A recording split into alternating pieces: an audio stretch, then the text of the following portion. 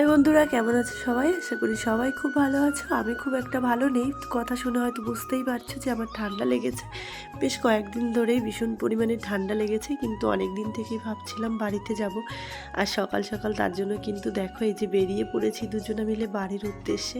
তোমাদের সাথে কথা বলতে বলতে দেখো আমাদের এখানে ব্রিজও কিন্তু আমরা পার করে ফেলেছি।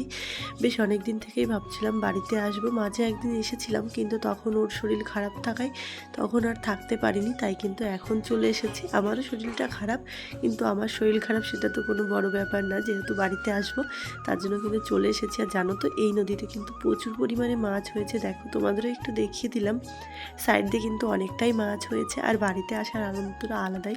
দেখো, বাড়ির রাস্তায় কিন্তু ঢুকে পড়েছি, যেহেতু আমাদের একটা মাটির রাস্তা, তাই কিন্তু বৃষ্টি হলে প্রচুর পরিমাণে কাদা হয়ে যায়। আর এখানে কিন্তু কাদাও হয়ে গেছে।